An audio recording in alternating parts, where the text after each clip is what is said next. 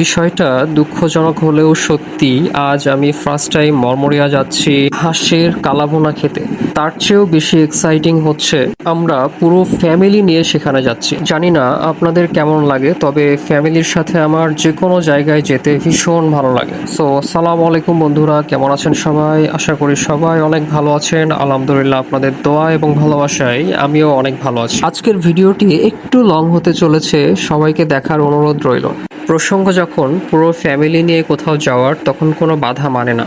আমাদের family member যেহেতু বেশি, সুতরাং আমাদের চলার পথে সিটের পরিমাণ একটু বেশি লাগে। একটা গাড়িতে যেহেতু কভার করা সম্ভব নয়, তাই এদিকে আমি আর আমার ভাইয়া দুইটা বাইক নিয়ে নিয়েছি। আমার বাইকে আমি এবং আমার গার্লফ্রেন্ড ওরফে আমার বউ, এবং ভাইয়ার বাইকে ভাইয়া আপু। সিনিয়র সিটিজেনদের আগে গাড়িতে উঠিয়ে দেওয়া হয়েছে, কারণ চলার পথে অবশ্যই তাদের কমফোর্টটা জরুরি। সো সবকিছু সেট আপ দিয়ে আমরা রওনা হয়ে গেলাম মরমরিয়ার পথে। আমি যেহেতু এর আগে কখনো যাই নাই, তাই ভাইয়ার বাইককে ফলো করছিলাম। আজকের ওয়েদার প্রচণ্ড গরম, কিন্তু কাকতালীয়ভাবে এই রাস্তায় আসলেই কেন জানি ঠান্ডা অনুভব হয়।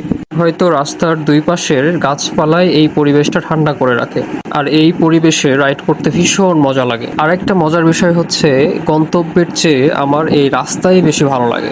যেহেতু আমি রাস্তা চিনি না, তাই আমি সবার পেছনে রয়েছি এবং তাদের গাড়ি ফলো করছি। এখানে বাবা এবং আমার ছোট ভাইকে অনেক মিস করছিলাম, কারণ তারা ব্যস্ততার জন্য আমাদের সাথে জয়েন করতে পারে নাই। তবে তাদের জন্য বিকল্প হিসেবে পার্সেল নেওয়া হবে ইনশাআল্লাহ।